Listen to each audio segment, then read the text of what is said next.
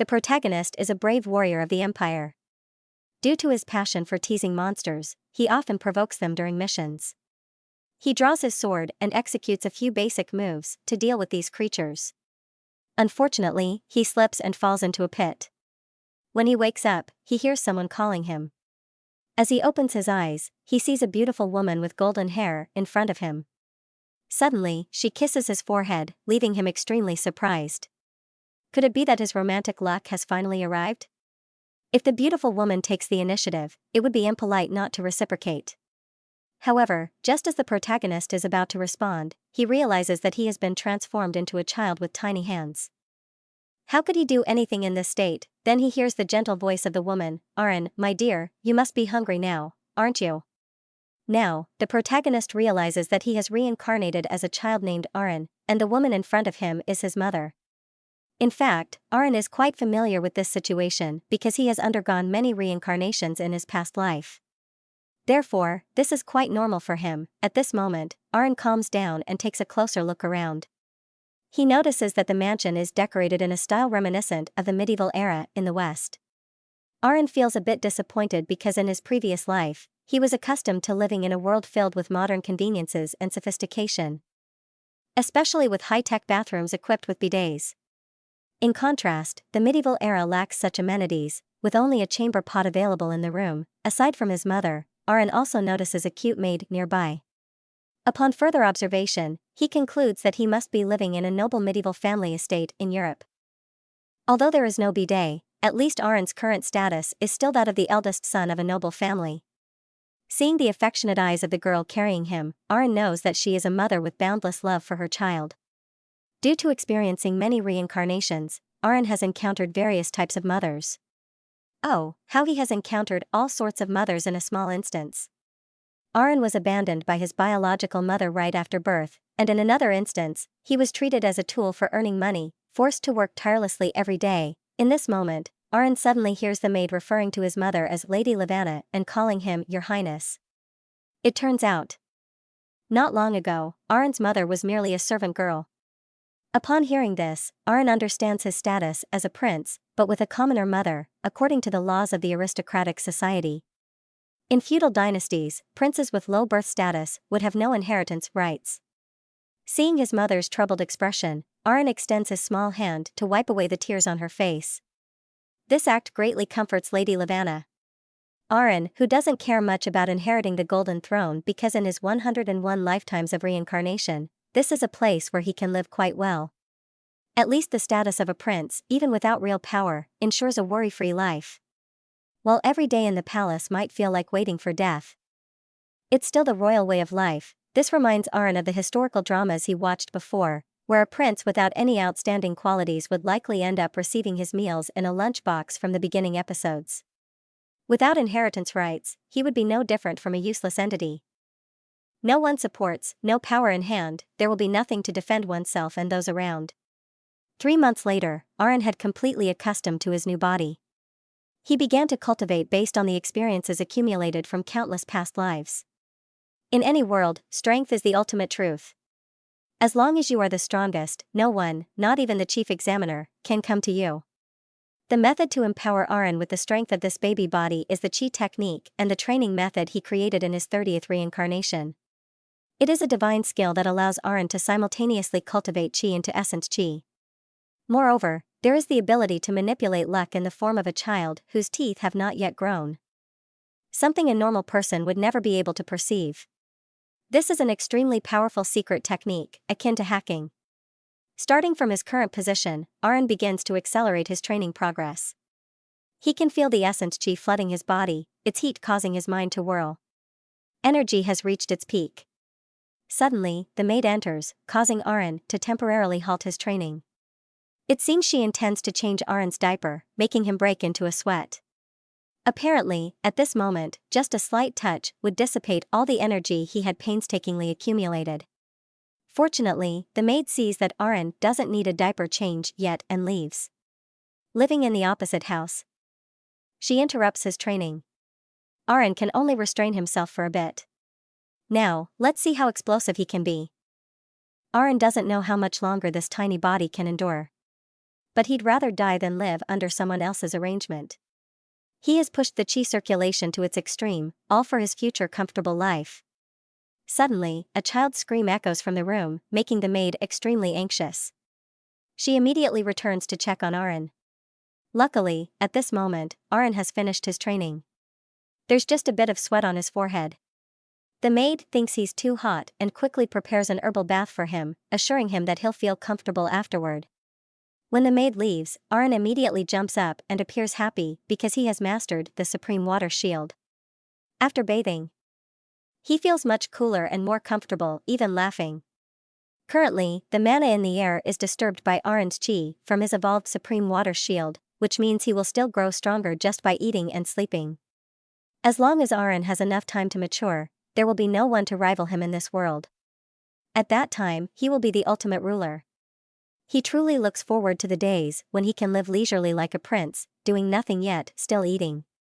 But seeing this scene, he can't help but feel bitter.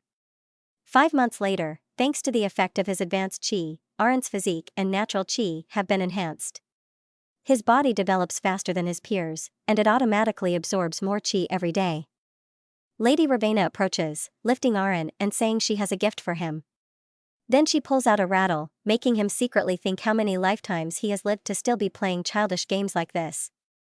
However, because he doesn't want his mother to be sad, he also has to pretend to go along with it, saying that this game is really fun. It's not easy to be a child, truly. Although he is a child, he is also an old fox who has lived for many years. Yet today, he has to pretend to be cute to please the 2 little girls. After playing for a while, Aaron starts to feel hungry. Damn this little child's body, why does it get hungry so quickly? But he can't say it out loud. Fortunately, the maid notices that the prince is hungry and immediately prepares a warm milk bottle for him to suckle. While drinking milk, Aaron overhears his mother and the maid talking and learns that the household budget for this year has been cut due to insufficient funds. They can't afford to keep the maid, so some people have been laid off, and even everyone's daily meals have been reduced. Despite the difficult situation, Lady Ravenna still tries to provide enough nutrition for her child. The maid says the most worrying issue is the upcoming winter. They can't farm, and they have to feed another child. Aaron feels a bit shocked. He thought that once he became a prince, he wouldn't die of hunger anymore. However, the maid wants Lady Ravenna to seek help from the king, but she refuses, saying that the king is busy with state affairs. This makes Aaron somewhat angry with his father, whom he has never met in this life. No matter how indifferent he might be, this situation is unacceptable. Aaron speculates that it might be the king's other concubines who are preventing him from meeting his mother. Aaron can't help but feel resentful. When looking at his mother, Aaron secretly thought that even though he was just a child, he still wanted to help his mother at all costs. In the evening, Aaron was sitting in contemplation, thinking about how to get through this year's winter. That was the most important issue to solve right now. First of all, they needed a lot of money to supplement winter food supplies. They also needed a lot of firewood to keep warm during the winter. While not knowing what to do, an idea suddenly popped into his head. If it's that, then it's definitely feasible. Looking at the coal in the fireplace, Aaron immediately remembered the precious gemstones formed from carbon, namely diamonds. His mother also had one in this world, which was considered an extremely valuable asset. So, the problem was solved. If there were no diamonds, he could just make one. Usually, coal isn't very useful, but given Aaron's current situation, it was already considered a valuable material. He should start by thinking of making diamonds from coal. You're truly a genius, Aaron thought to himself. Seizing the opportunity while everyone here was asleep, Aaron quickly set out to make a diamond. He began by combining heat energy with mana, increasing pressure on the coal by pouring in as much mana as possible. This process was crucial. If he failed, it would waste the energy he had just gathered. At this moment, Aaron thought of his mother. She wouldn't be sad anymore when he could create a diamond for her. After all the effort, he had finally succeeded. In his hand was a shiny diamond. Ignoring how it was created, it looked quite decent. The diamond was finished, now all that remained was to give it to the adults in the most natural way possible. If someone found out that a child like Aaron had a diamond, it would be a disaster. The next morning, the maid came to check on Aaron and found him missing from the crib. She was very surprised. How could a child who hadn't even learned to walk climb out of the crib? Her face was filled with confusion until she noticed the fireplace on the other side had been completely turned upside down by him. Upon closer inspection, she realized Arin had something in his mouth. The prince was putting the gemstone into his mouth, so she immediately reached in and gently took it out. To her surprise, it was a diamond. The maid was astonished because she was the steward of this place and had never noticed any missing gemstone. Moreover, Lady Vanna didn't have any diamonds at all. She only thought that Prince Arin had brought this luck. Immediately after that, a procession of carriages entered the castle. The empty warehouse in the kitchen was now filled with firewood and food. The workers here no longer needed to worry because the diamond had been sold at the highest price in 5 years. We wouldn't have to worry about shortages of food or firewood anymore. Initially, Lady Vanna was a bit worried that the diamond might have an owner, but the maid reassured her that this castle had been ownerless for almost 100 years since people moved here. Perhaps the gods had blessed Prince Arin. She wasn't sure about that, but she still felt very happy.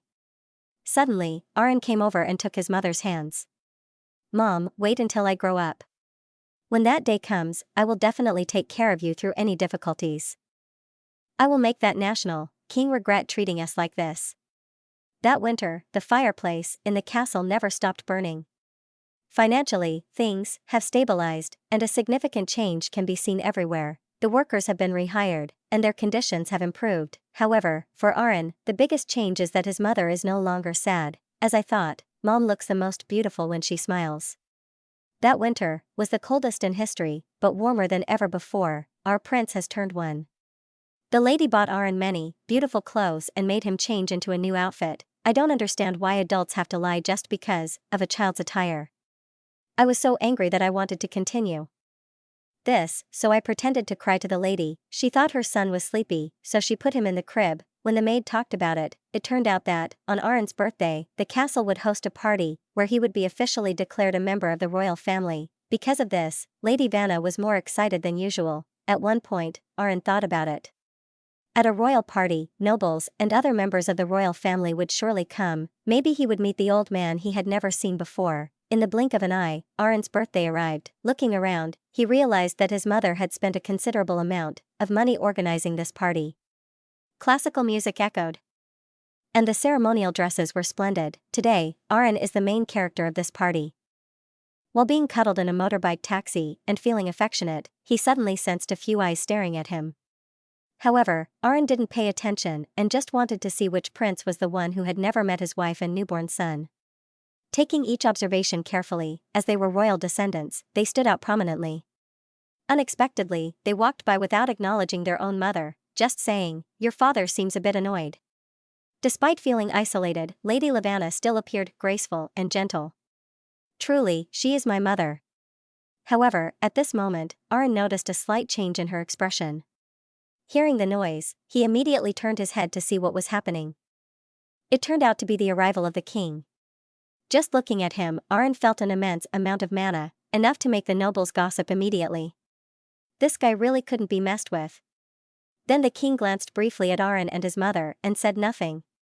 The party continued with birthday gifts and congratulations from the lower-class nobles.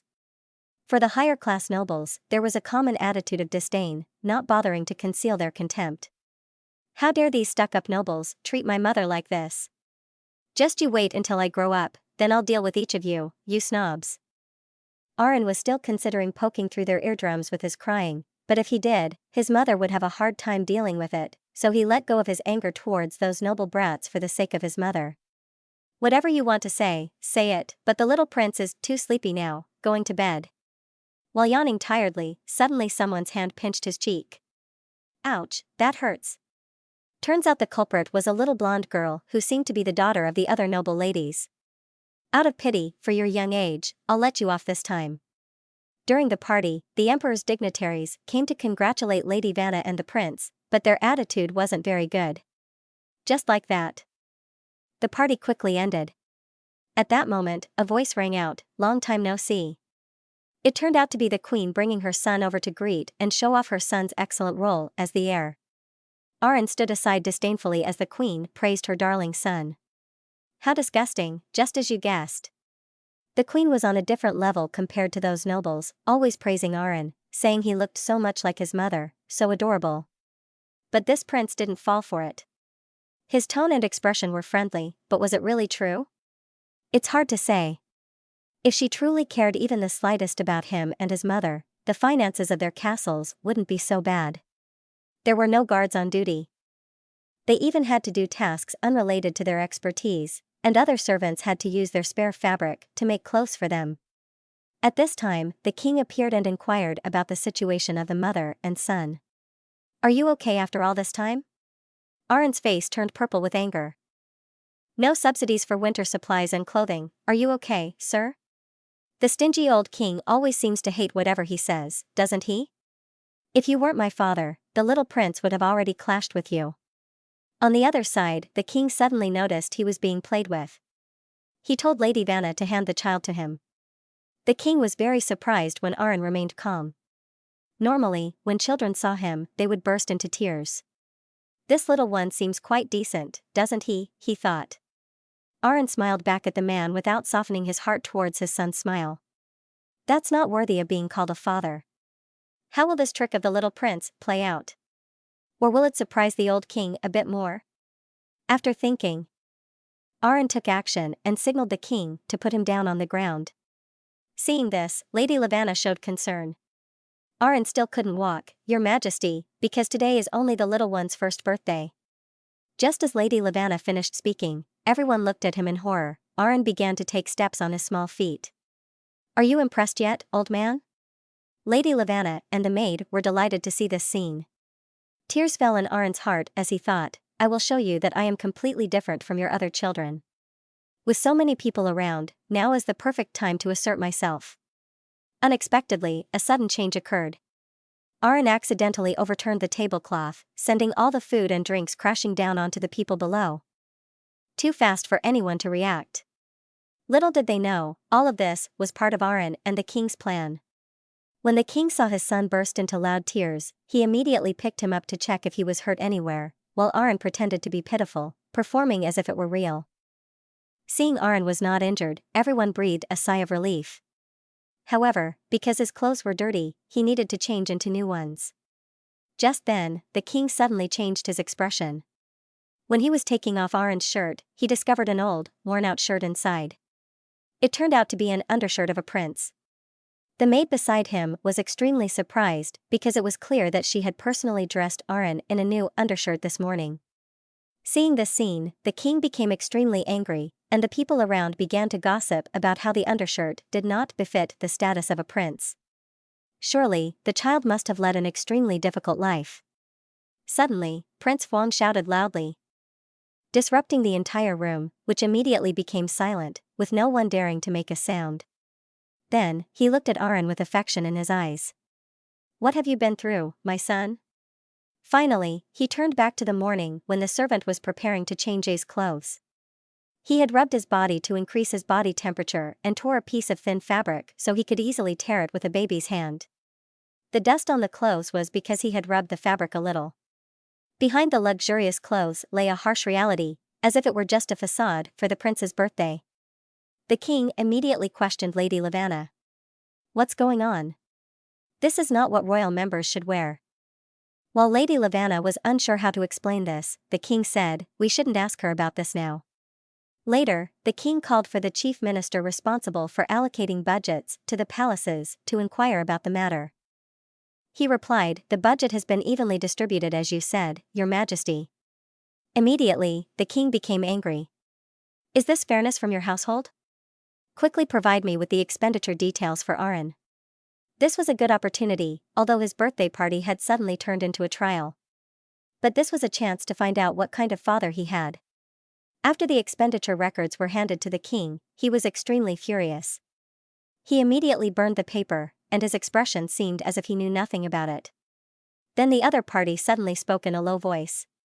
"Does Your Majesty's beloved queen know anything about this?" The queen was surprised, but still instructed the attendant to ask. What was written on it? The king revealed that the budget was not evenly distributed but leaked elsewhere. She was not responsible for anything related to the concubines in the palace, or was she? At this moment, the queen's son immediately intervened to defend his mother. Everything was someone else's trick, the queen would never do such things. However, before he finished speaking, the king interrupted. What is your point? She didn't do it, so she's not responsible, right? How could your brother have suffered from poor management by my lax queen? This is truly disappointing. At this moment, Lady Lavanna spoke up. This is not the queen's fault, it's all because the attendant is unworthy of this favor. The king immediately turned to her, asking what she meant. She gave birth to a child of mine, proving she is a member of the royal family. Hearing these words, Lady Lavanna was deeply moved, while the queen's eyes showed anger. Finally, the king declared that the culprit must be found and held responsible for this matter. Then he went to speak to the queen. I hope such incidents will not happen again, said the queen, bowing her head. My attendant will certainly not bring any trouble to the court. After saying this, her hands grasped her dress tightly. Then the queen said to Lady Lavanna, I can compensate you in some way. At least I hope you can forgive me. With that, I felt relieved. Arryn immediately smirked, stop acting, old lady. What does a queen managing the Green Palace know about this? You're such a hypocrite, so detestable that even I, the prince, can't detect any sincerity in your eyes. And even the other concubines are the same. I wonder how many of them are involved in this. The birthday party finally ended, the budget issue was resolved thoroughly not long after, and the mastermind was arrested. The perpetrator of this smuggling case came from a noble family and was sentenced to death. Arryn learned about it accidentally when he overheard the maids talking in the castle. He believed the condemned was merely a scapegoat in this trial. The queen was the most suspicious target, but everything calmed down completely after the execution. The queen would pay dearly when the prince grew up, but first, the child's body had to be fed. Why was he suddenly so hungry? Well, currently, the prince is just playing around and eating like a child. He doesn't have to do anything. It's quite enjoyable. After finishing eating, Arryn was about to go to sleep when suddenly there was a noise outside. He quickly realized it was a horse-drawn carriage. It seemed like a visitor had come to visit his house. So Arryn immediately used his powers to fly out of bed and wake up the maid before those people entered the room. Due to the rush, Arryn only thought of a quick excuse, ouch, sorry for the inconvenience. At this moment, the maid also noticed that there were guests coming. The visitors turned out to be Lady Phienia and her daughter, who were attendants of the king's consort. They had appeared at Arryn's birthday party today. Lady Phienia came here unannounced because she didn't want others to know about the visit. She told her daughter to play alone and then went to have a private conversation with Lady Lavanna. Philaria suddenly apologized to Lavanna, leaving her confused. Philaria explained that she always felt guilty about what happened at Arryn's birthday party. Lady Phienia was a member of the Kenter family, who had played a significant role in stabilizing the country during past wars. However, their glory had faded in the past when no talented military sons were born, and the Kenter family started to decline.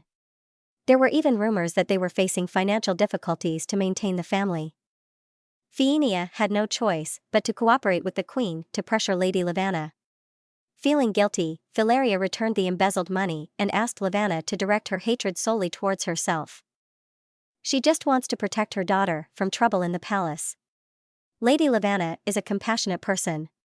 Understanding this, she doesn't blame Phinelia. She doesn't want to take back the money and tells her counterpart, consider it a milestone for the sincerity of both parties. Lavanna now reveals to Phinelia the reason why the queen always targets her. It's because before becoming a consort, she was a commoner serving alongside the queen. Now Arryn understands why the queen acts like this, even though they are in adjacent rooms. Despite her low status, Lady Lavanna overlooks everything because she truly lacks the ability to resist. However, things will not be the same anymore because now she has Arryn. Even if she is the queen, she will not allow the other party to do as they please. Lavanna's desire to be close to Phinelia is not simple. It's not just out of kindness, when pushed to a dead end, everyone needs someone they can trust. Indeed, being a prince is not as simple as Arryn thought. Just one wrong move and he'll become a pawn in the power game. After the two ladies reconcile, Phynelia's daughter, Princess Cania, starts playing with Arryn. Unexpectedly, this little one dares to climb into the cradle to play with the prince's mask, which is an artifact that has lived for hundreds of years. Arin has to cooperate with it to entertain the girl. It's really frustrating. The prince doesn't want to act like a child anymore. Can someone save him? Time keeps moving forward in front of Prince Arin. He is already 30 months old, and in just half a year, he will surpass 3 cycles of the Lunar New Year in this world. Arin can't help but sigh. Time passes swiftly indeed. But when he speaks, it's still with the stuttering voice of a child. When will he be able to talk normally? In the past year, because of his charming demeanor, he managed to impress any woman he met within 10 minutes. Now, Arin suddenly hears familiar footsteps approaching. It's Princess Kania coming to find him to play. So, he quickly hides in a corner, but still can't escape this troublesome little girl who always clings to him. Truly, she's always pestering the prince. You're old enough to be the patriarch of your family, they say. After the two mothers became friendly, the relationship between Canada and Arin also became much closer. Princess Kania only likes to find Arin to play because her other siblings are very naughty and not fun to play with at all. Seeing the princess hugging him tightly as if she wants to suffocate him, Arin can't breathe. Where's your dignity? Suddenly, someone advises the princess not to do this because children's bodies are very fragile. This girl is Kania's personal bodyguard, fortunately intervening just in time. Otherwise, the prince would have been in trouble. If the bodyguard had advised the princess to go inside the house to learn painting or play musical instruments, it would have been boring.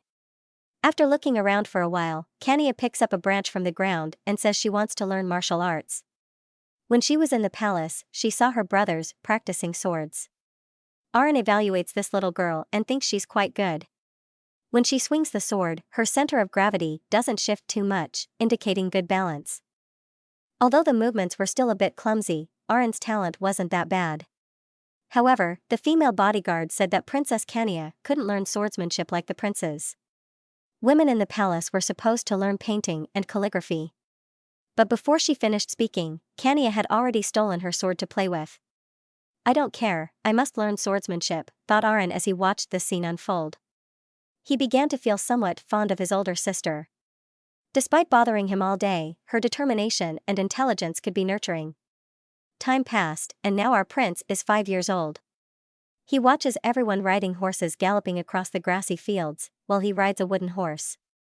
It's boring not being able to ride a real horse because the prince is still young, so nobody dares to let him ride a real one.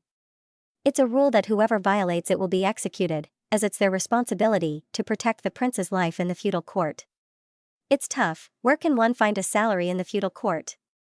It's not easy. After living through nearly 100 lifetimes, Arin concluded that outstanding talent would bring unhappiness to a person when they're a skilled swordsman. Every swordsman hopes to be challenged by others when they're bestowed with magical talent. They have to confront those who desire to kill them with accumulated skills through their lifetimes. They always become the center of every problem. Next, Arin will have to do something all children hate, going to school. Nanny tells Arin that now that he's 5 years old, it's time to practice and learn to enrich his knowledge. Arin inwardly complains, wondering if his mother knows how old he is, and still insists on making him study. In every lifetime, Arin always had to work hard, so he just wanted to live according to his own will once. However, in the end, he couldn't avoid following the royal law that princes must start studying from the age of 5. Nanny had prepared some basic textbooks and placed them on the table for Arin to study. As he looked at the pile, he grimaced. Why is there so much, he thought, feeling fed up. He played around with a few books like toys, spinning them on his finger, then used them to build a house. Nanny, seeing this, was horrified and immediately told Arin to stop. This knowledge is very valuable. Only the royal family and nobility have access to it from a young age, she said firmly. Seeing Nanny's determination, Arin immediately resorted to acting like a spoiled child, crying and refusing to study. I won't learn, you can't make me, he said. Finally, Lady Lavanna herself had to intervene, making Arin stop his tantrum and obey his mother's words, knowing that everyone wanted him to study for his own good. Ironically, the more he studied, the more he pushed away those around him and attracted danger. Being of royal blood, his abilities would shine brighter, but at the same time, he would face a higher risk of being targeted by villains. It may seem unfair, but everyone has their own destiny from birth. Nanny said that if Arin could study diligently, Lady Lavanna would be very pleased. So, he decided to learn a few things to please his mother, but reluctantly, as he didn't want to die by a sword, excluding magic because learning it only brought envy and resentment. So, what should the prince learn to benefit his future? A few days later, a mage from the magic tower was invited by Lady Lavanna to assess Aron's mana potential. If Aron had mana potential, he would be allowed to study magic-related knowledge. So it's not possible. Currently, the abundant mana of the prince must be hidden away. On the way, seeing Aron's concern, Nanny reassured him that he would definitely be accepted. Little did she know that the boy was afraid of that. Being too powerful also brought suffering. Quickly, Nanny led Aron into the room to introduce him to the mage from the magic tower. As soon as he saw the mage, Aron noticed the flow of mana coursing through his body. Then the mage began to examine Aron, but his expression didn't look good. The mage said he couldn't sense any mana in Aron's body, even though he tried to use his own mana to infiltrate the prince's bloodstream. But the result remained the same. Seeing this, Aron smiled confidently. If the mage had intervened earlier on the way to another room, he would have noticed Aron manipulating his breath to control the circulation of mana. Therefore, the mana had been condensed and transferred to the peripheral nervous system. The mage seemed surprised to see this, as it was unimaginable for someone of royal lineage to lack mana. The mage then reported everything to Lady Lavanna. A normal person would possess a small amount of mana, but Aron had none at all, something he had never seen before. Knowing that her son had no talent to become a mage, Lavanna was very sad, but there was no other way. Today, the prince temporarily apologized to his mother. This was just the beginning of his plan to become an untalented child. This young man's name is Lawnfield, a knight who from today onward will take on the role of teaching swordsmanship to Aron. Although Lawnfield is a master swordsman renowned for his skill, in the eyes of our household, he is still too weak. Nevertheless, the prince has battled various monsters and fierce battlefields. How could this Lawnfield match his level? Aron told Lawnfield that he didn't want to practice difficult moves, because he heard that Kania had to wear a ring to enhance her physical skills. Lawnfield assured him that he shouldn't worry, because that method was only for the Kent family. Not only strength, but also agility and balance are crucial. They will start with basic exercises until testing balance ability. Aron admitted he was afraid of heights, so he failed. Next was testing agility. Lawnfield thought a child's flexible body would easily pass. But even in training attacks on straw men, Aron couldn't hold on to a wooden sword. The result was a complete failure. Aron then said it seemed he didn't have a talent for learning swordsmanship. Lawnfield patted him on the shoulder to comfort him, saying this was just the prince's first time. If he practiced diligently, he would surely improve. It turned out Aron had intentionally done so, because he sensed someone was observing him in the woods. It wasn't easy to fool the prince, the handsome and superb martial arts expert. Since that day, rumors quickly spread, and everyone was buzzing about Prince Aron being a useless person with less mana than a commoner and no talent in swordsmanship. When this news reached the queen's ears, she was overjoyed. With that, nothing could stop her son. This man's name is Vina Milk. Since today, he will be a private tutor for Aron because the rumors of him being a useless prince have spread far and wide, and everyone refused to be his tutor.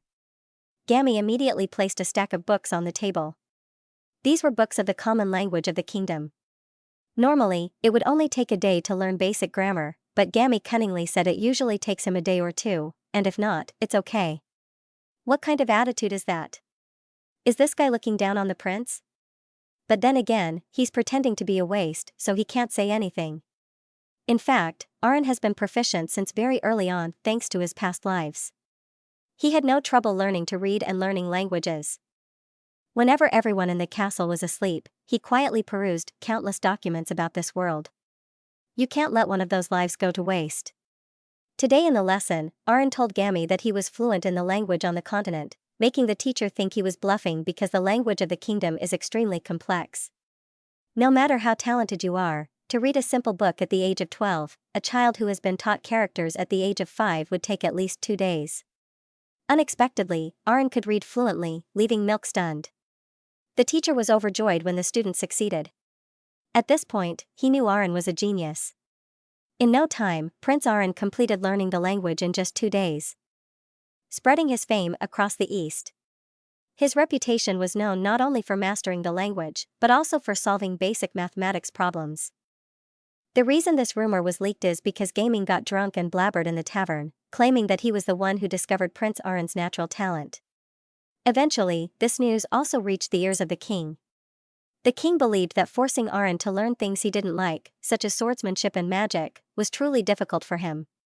He told Lavanna to pay more attention to their son, believing that one day Aron would become great like himself. Aron heard everything. Now, the prince just needs to find a suitable position to live comfortably. Seeking desires is the royal way to encourage his son's steady spirit. The king sent many gifts, including a chest full of gold, silver, and precious jewels, to get Aron's attention. He aimed for a red pendant, claiming to everyone that it was a special necklace. When worn around the neck, it would automatically stimulate brain activity, helping the wearer feel less tired throughout the body. But that's not the truth in the eyes of the common people. It's just an ordinary necklace, but Aron can see the hidden growth device inside the gem. He suddenly remembered that Kania was receiving special training to become a knight nearby, so he told his mother that he wanted to give this to Lady Kania. His mother happily agreed when she saw her son having a good relationship with his half-sister. That day, everyone in the castle celebrated because Aron received attention and recognition from the king. One morning, Aron asked the chef to prepare all the desserts that he liked. When he tasted each dish himself, he found that none of them tasted good at all. This pile of desserts is all lacking sweetness. Nanny asked if Aron needed to call the chef, but he said he only needed an alchemist to come out. This kid is craving carbonated drinks, but to reproduce its flavor, an alchemist is needed. But who would comply with a 5-year-old's request for an alchemist in the kingdom? It's impossible to gather enough ingredients to recreate the taste of Coca-Cola. It requires many steps, but the prince just wants a sip of cold, refreshing soda. Why is it so difficult? Suddenly, Aron remembered that he also had knowledge of alchemy. Why not try to make Coca-Cola himself? So he immediately ran off to see if alchemy was as simple as just chemical reactions. 3 years later, Aron turned 8. In the conference room, everyone was planning to build a new bridge, focusing mainly on the trade districts, or retreating after seeing the design. Aron asked who the architect was behind this magnificent bridge. An uncle immediately claimed to be the supervisor who had overseen the project day and night. Unexpectedly, Aron turned the tables, causing the other party to be caught off guard, not even putting on a helmet. If in the future you dare to create something useless like this again, the prince will send you back to the countryside to raise ducks. Then he pointed to a spot on the blueprint and said, "Currently, it looks fine, but once the snow accumulates here, it will be very dangerous. The wooden support beam will bear the entire weight below, and the safety margin is not ensured due to excessive emphasis on luxurious materials for the architecture of the kingdom. Indeed, this is a magnificent and elegant structure. But for residential areas, safety should be emphasized." Aron decided that this design needed to be revised. In the room, no one dared to oppose. Since assuming the title of the youngest genius in the empire, he had been entrusted with many responsibilities by the king, requiring intelligence and extensive knowledge. Even the leading scholars in their fields could not compare to Aron. And of course, no one really felt comfortable taking orders from an 8-year-old kid, but since his father was the king, they had to endure it. Aron's talent had completely won over everyone to the extent that they nicknamed him the young sage. Aron felt that this was the worst nickname he had ever heard. Today, Aron proactively entered the royal court to request permission from the king to study alchemy. The king asked his son why he wanted to study alchemy, and Aron replied that he wanted to assist his father and the kingdom. Since he lacked talent in tactics or magic, what he could do was gather and apply knowledge practically for the kingdom. Hearing this, the king was pleased. "Indeed, my son, though you may still be young, your thoughts and actions to assist your father are not insignificant." Finally, the king agreed to Aron's request and said he would introduce him to the most skilled alchemist. So, the prince was about to get his Coca-Cola. With the information that Prince Aron was seeking an alchemist to teach him. Renowned alchemists had gathered in the kingdom. This was an opportunity for them to demonstrate their alchemical abilities to achieve greater goals. Among them, there was a person who created a mirror with reflective properties to help spread light afar and arranged it on the outskirts of the western fortress to hinder enemy advances. That person was the renowned alchemist Diamond, who had been personally appointed by the king to be the tutor for Prince Aron. When they first met, Aron felt somewhat overwhelmed. He had assumed his mentor would be an elderly alchemist. Diamond revealed during a training session in alchemical skills that his hair had turned white due to exposure to toxic fumes. He also added that alchemy was much more challenging and dangerous than Aaron had imagined, especially at a young age like his. Diamond assured Aaron not to worry because he understood the risks of alchemy. He emphasized that alchemy was a science, not magic, and they didn't aim to transmute base metals into gold as commonly believed. Instead, they sought to find methods to reduce impurities in iron ore to produce purer raw materials. This impressed Aaron greatly, confirming the rumors of his intelligence. Diamond believed that the kingdom would be led by a true leader.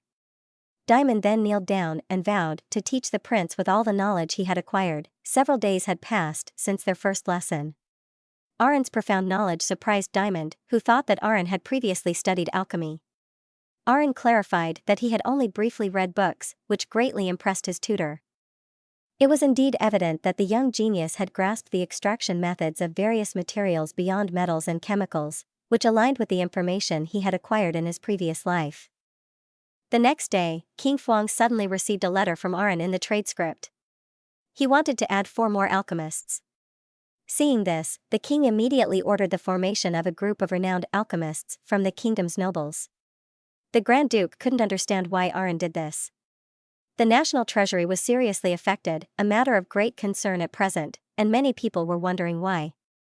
On this side, Aaron gathered his subordinates and said that he wanted to create a never-before-seen soft drink in this world. When people found out that it was just a common beverage, they were all disappointed. Scholars like them traveled from afar to hear, expecting noble tasks. But now he wanted to make food. It was truly disheartening.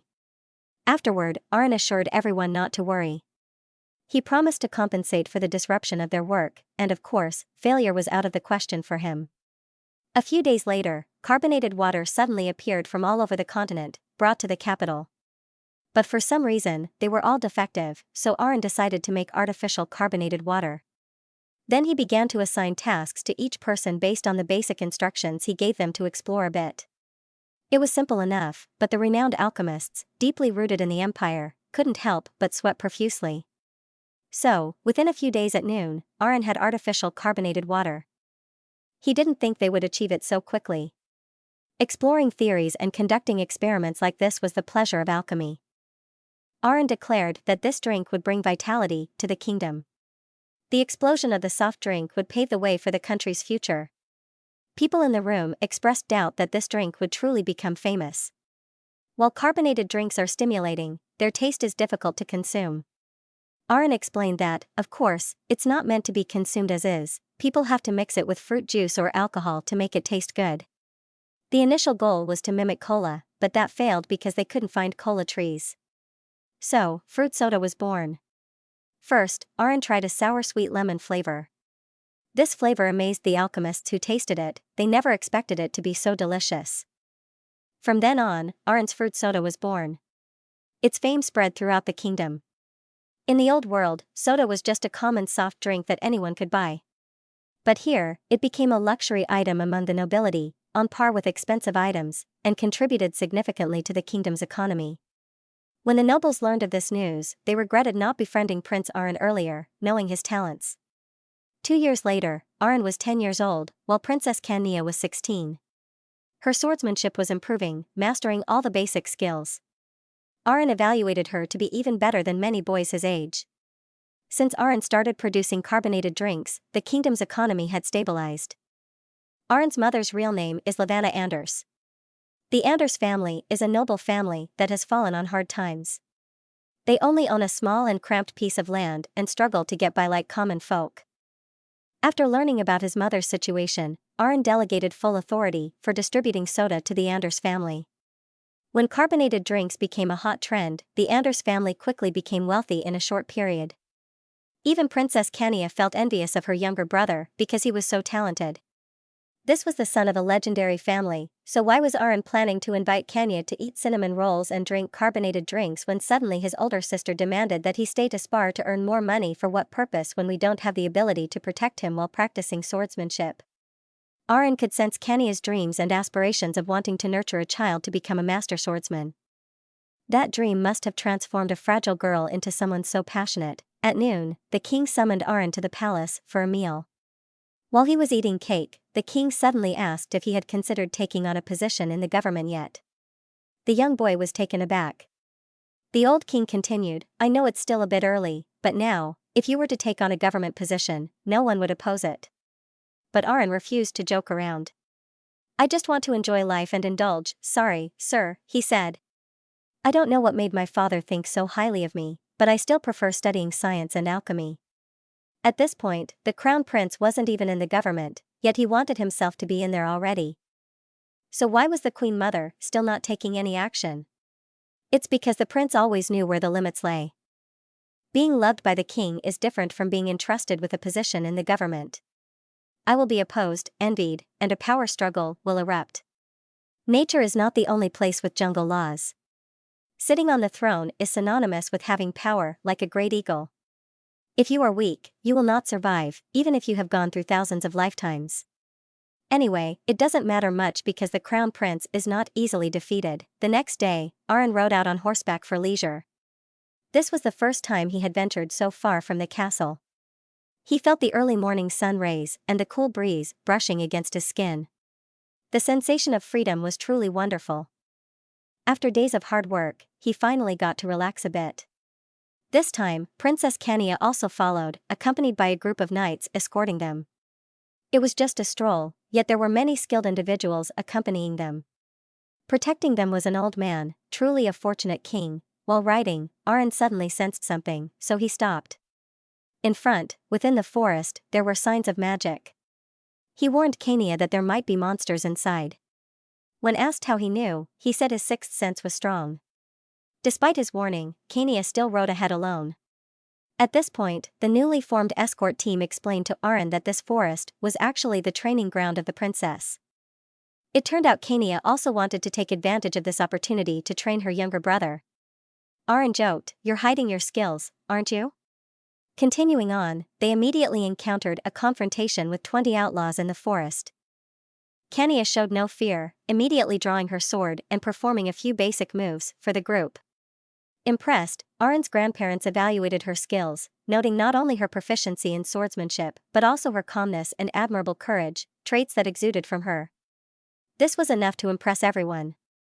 In the evening, the group set up campfires to cook. Aron asked Khania why she wanted to become strong. Khania replied that as a princess, no matter how skilled she became, no one would acknowledge her, they would just think she was momentarily inspired and then gave up. If nothing changed, someday she would have to marry someone she didn't even know just to benefit the royal family through a political marriage. Khania hated the dull life, she just wanted to be like Aron. Nevertheless, Aron had earned a lot of money through his talent, not relying on his prince status. He contributed to the kingdom and was recognized by everyone. Khania also wanted to contribute to her family in the same way, relying on her talent rather than a political marriage. She wanted to determine her own destiny. The next day, Kalia continued hunting for monsters, her swordsmanship at its peak. With one stroke, she took down several creatures, making some soldiers reminisce about the small monsters and why they provoked the princess. Sensing that the hunt was over, Aron told his sister it was time to return home as there were no more monsters to hunt. Despite feeling a bit unsatisfied with her fight, Khania listened to her younger brother and headed back to the castle. On the way, Khania's horse suddenly showed signs of exhaustion. She entrusted her horse to a servant for care and rode another horse with her brother. On the way back, the group suddenly saw a strange cloud formation in the sky. Aron immediately sensed that there was something living inside the cloud, peeking out from behind the layers of clouds. It was a dragon. Aron quickly warned everyone that there was a dragon flying towards them, urging them to run towards the forest. The soldiers, not seeing the dragon, hesitated to leave, stating that the landowner had affirmed that there were no dragons here. But before they could finish speaking, one of them was swept up by the claws of a dragon that soared into the sky. Moreover, there wasn't just one or two dragons, but a whole flock of them. Seeing this, Aron was puzzled. Dragons usually lived independently, but now they were traveling in a pack. Observing the dragons furiously attacking the guards, he realized that they weren't hunting for food but rather wanted to massacre those below. Their ferocious onslaught quickly led to casualties among the group, despite their attempts to fight back. However, the dragons were also using acid breath, indicating a need for such potent toxins. At this moment, Arin had no time to worry about others. He told his sister not to look back and to hold on tight. After regaining her composure, the guards immediately deployed magic users to assist. However, even after running for a while, they couldn't solve the problem. Flying dragons could resist magic up to level 4 and below. As time passed, the magic users became increasingly disadvantaged, quickly depleting their mana energy. Eventually, they managed to defeat 2 dragons successfully. However, one dragon landed in front of him, and as it was about to attack the 2, Kania's guard swiftly gave it a fatal blow with a sword, catching it off guard. An insidious laughter echoed afterward. Then, a mage dressed in black robes immediately appeared on the battlefield, wielding a staff with a peculiar shape. When Arin asked who he was, he remained silent and instead unleashed a magical blast towards him, which Arin managed to dodge. Then, he spoke the name Princess Kania, making Arin suspicious that his sister was the target of this attack. The opponent continued to use his staff, emitting a strange energy that revived all the dead soldiers suddenly, even the dragon corpses affected by the mage's spell. The mage immediately shouted, "Kill the princess and teach the arrogant royal family the power of darkness." Seeing the enemy targeting his sister, Arin quickly fired several bullets at him on the spot, fast enough that Kania couldn't react. Feeling a flying dragon and a griffin fighting in midair, Arin discovered a nest on the cliff, where the flying dragon seemed to be targeting the griffin's offspring. Although the mother bird tried her best to protect her offspring, she was ultimately no match for the flying dragon. Fortunately, after the mother bird died, the dragon left. Arin looked around but couldn't find his sister anywhere. It turned out she had seen the mother bird die while protecting her offspring until her last breath. So she wanted to take care of the young bird. It was too small to survive in the wild on its own. If an infant griffin, still with closed eyes, were left alone here, it would likely become prey for wild animals. In fact, though it may seem cruel, Arin didn't want to change the laws of nature, and he also couldn't bear to refuse his sister at this moment. The guards had found the 2, and luckily, no one had died after the curse of the mage disappeared. When everyone saw the princess holding a young griffin, they were all surprised. No one could blame Prince Arin for advising enough and his sister not listening. That's it. A week later, everything returned to normal. The family had welcomed a new member, a young griffin named Free. Free was very cute and attached to his owner inexplicably. Arin had previously carved a path on the mother griffin's chest and taken a magic stone. This helped him tame the young griffin. Whenever he had free time, Callie would come to visit her younger brother and play with Free. The dark forces, who had attacked the princess, were now being hunted across the kingdom. The king had even offered a reward for anyone who could provide useful information. It seemed that Prince Arin had been too busy making money, but now, faced with such threats, he was furious. What angered Arin was that these attackers dared to target his sister, even though Kania was only a princess with no high status in the royal family. If she was a relative of the prince, at least she should be recognized as a master swordsman. Arin's next goal was to turn his sister into a master before she turned 20.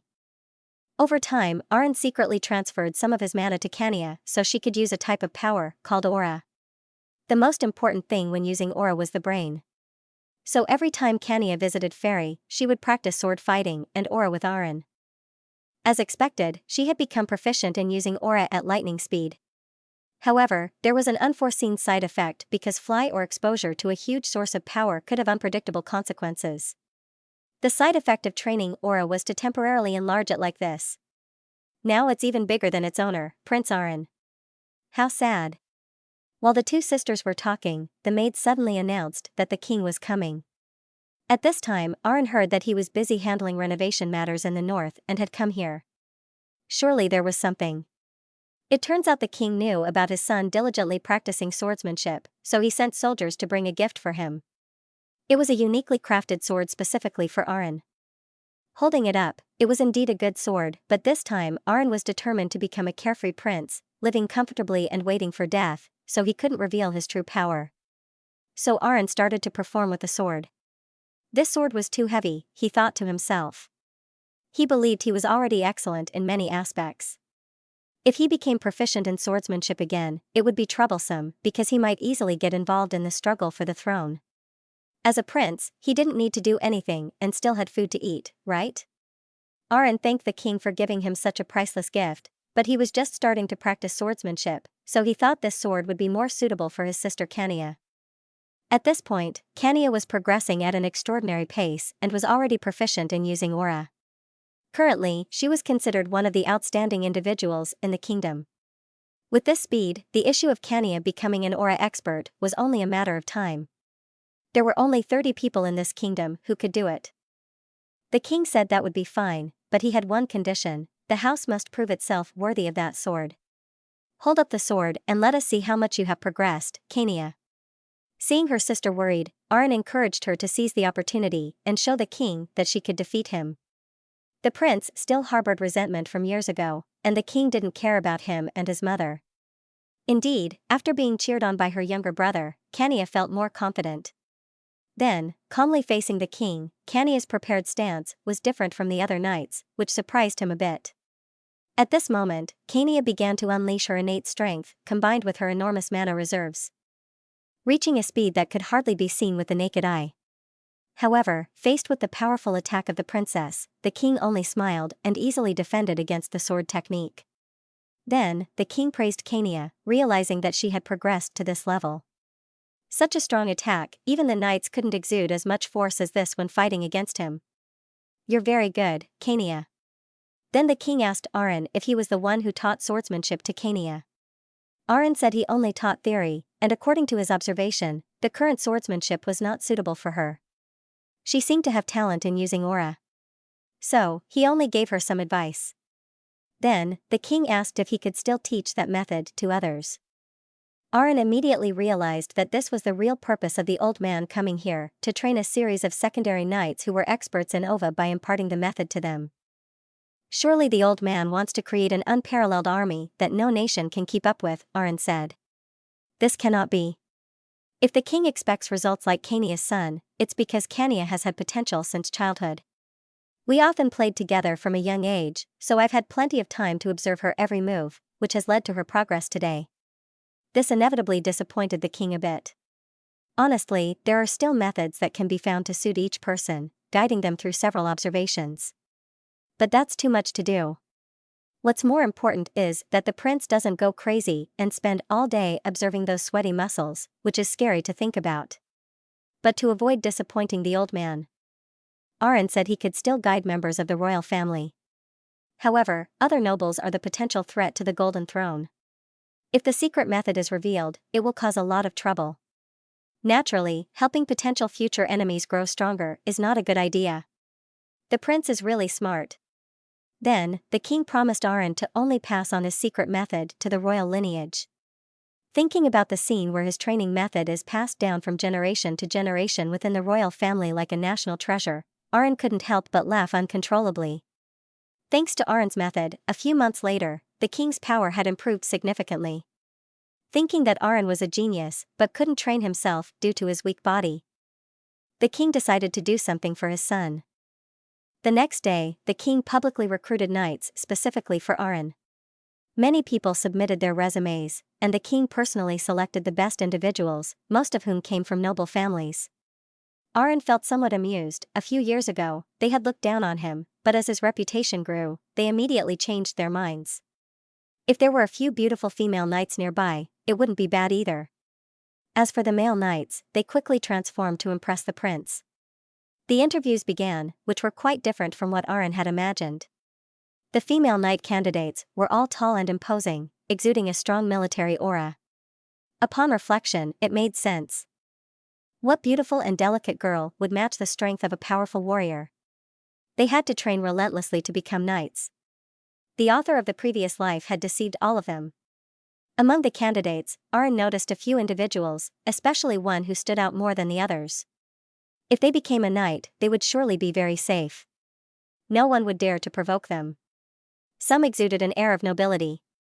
Aron told everyone to wait outside as he wanted to interview each person individually. Then, he activated the sixth sense. It would stimulate their brains and improve their thinking. Only those who trained for a long time, like the royal guards, could achieve this ability. But for Aron, it was as easy as pie because he had experienced many lifetimes. The reason why you put so much effort into this matter is because in this situation, many people with dark intentions will appear. Such individuals will be eliminated right from the preliminary round. The ability of the sixth sense, true to its name, is like an eye that can see through the deepest thoughts of others. You cannot read the thoughts of each person, but you can quickly discern the colors of their souls and emotions. One girl caught your attention. She is the blonde-haired female knight. How could someone be so pure? This girl's name is Asa. Despite being an excellent candidate, Asa remains the most humble. Since then, only this beautiful girl has caught your prince's fancy. While you were contemplating whether to choose another female knight after the previous round of selections, suddenly another girl entered the interview room to introduce herself. Her name is Senna, the last candidate. According to your assessment, Senna is also a person of pure and kind character, seemingly lively and spirited, but you're unsure about her actual combat abilities and experience. Reading Senna's profile, you discovered that she was not only summoned to the border region, but also to remote territories. Senna follows all summoning orders within the kingdom, revealing that her circumstances are quite unique, leading her to enjoy traveling to various places. Finally, you announced that the interview was over. And Asa and Senna were the two chosen candidates. Since then, the castle has welcomed 2 new members. Senna is usually lively, but when on a mission, she becomes extremely serious. You still don't fully understand the abilities of each person, so you want both of them to demonstrate directly here. Aaron wants her 2 guards to become stronger, and to achieve that, the first step is to thoroughly assess their abilities. A sword duel between the 2 individuals of equal skill will help them demonstrate their full potential without holding back. So, Aaron begins to perform her acting skills as the emperor between the 2. Who is stronger than me, she truly wonders. After being teased by Aaron, Sina and Elsa begin to look at each other with determined eyes, while our prince, the instigator of their conflict, sits aside to observe. After a heated verbal exchange, with neither willing to back down, they both start exchanging techniques. Aaron is immediately blown away by their momentum. Asha takes the initiative to launch an attack. However, Sina can anticipate the opponent's moves with her eyes, making it easy for her to counter. This ability is quite similar to that of a wild animal. Then Senna starts to close in for a counterattack, but Asha timely kicks to create distance between them. The intense confrontation between the 2 continues with their momentum soaring. Feeling that it's enough, Aaron immediately instructs them to stop through the battle. Aaron understands the skills of the 2 after that, pointing out the weaknesses they need to improve. For example, Asha remains calm as she is focused on speed, while Senna is somewhat hesitant as she's only used to close combat. The genius prince of the kingdom highlights 2 minor points, nodding in appreciation. Next, it's Asha's turn. Her weakness is that she easily loses her calmness when being approached by the opponent, so Aaron trains Asha in patience when using her kicking technique. The most important thing is to remain calm, so Asha cannot rush. Aaron has to carry Aaron until she feels the weight on her back disappear. Elsewhere, upon noticing that the king is increasingly favoring Aaron, the queen feels that her son's position is being threatened. She decides to take action against Aaron to prevent her from laying eggs. On this side, under Aaron's guidance, Asa's power has made significant progress. She comes from a noble family, but due to financial decline, they had to move to a small countryside plagued by poverty, caused by monsters. This was the reason for the downfall of Asa's family. Her father perished when their house was attacked by monsters. Before his death, he entrusted the fate of the family to Asa. Subsequently, Asa willingly joined the Knight's Order to earn a living through her martial arts talents. She quickly awakened her innate abilities and was sent to the capital, the royal garrison, where the 15th Knight Order of the kingdom is stationed. It's a place of misfits and incompetence, led by a lazy and useless commander who only obtained his position through his connections. As for Senna, her family has been generations of mercenaries. She grew up in a mercenary tribe that belongs to no nation, as they often move from place to place. Senna's father was an upright man who was manipulated and killed by a corrupt noble due to a conflict. Senna shares her father's intense hatred for evil and injustice, and she doesn't hesitate to confront anyone, including superiors and colleagues, who do wrong. Even their representative images aren't spared from her fists. Therefore, she often has to transfer duty. Coming up, Aaron will turn 14 years old. In ancient times, 14 years old was considered adulthood. Recently, rumors have circulated in the kingdom that Aran will be designated as the next monarch instead of the crown prince. This has caused a great deal of unrest among the public and nobility. Many nobles have requested the king to grant Aran the title of duke to establish her own autonomy, purportedly to stabilize the political situation in the country. However, their true intention is to push Aran out of the throne and the center of power in the capital. Even if the nobles unite, not even the emperor can do much. He neither agrees nor refuses, but says he needs to think more. However, the nobles do not know that this is exactly what Aran desires. Who cares about the crown when owning one's own territory is much better than dealing with those hypocrites? A decision has quickly been made that after coming of age, Prince Aran will have to go to her designated land, the region of Helia in the north, surrounded by snow all year round. If unlucky enough to get lost in this place, one will freeze to death. Senna had trained there for a year. It's not particularly dangerous due to the lack of monsters, but the climate is extremely harsh, with bone-chilling cold in winter. Concerned for her mother and Kenna, Aran summoned her resources to craft long-distance communication tools before leaving. In Aran's plan for independence, she and Asha went to a slave trading market. Hearing that the prince seeks a slave owner named Yen personally greeted them. After a few introductory exchanges, Yen directly inquired how His Highness wanted to acquire such slaves. Aran immediately stated that she needed to purchase at least 150 people, causing Yen to be somewhat surprised. Her requirement was that the slaves must be acquainted with each other or be from the same family. As for money, she was not lacking. Aran planned to make them residents of the upcoming land, ensuring that there would be servants and subordinates for her to live comfortably. Just wait and see, I will surely make Helia a wonderful land in the kingdom, she asserted. That's the end of part 1. If you enjoyed the video, please like and support me. Thank you and goodbye, everyone.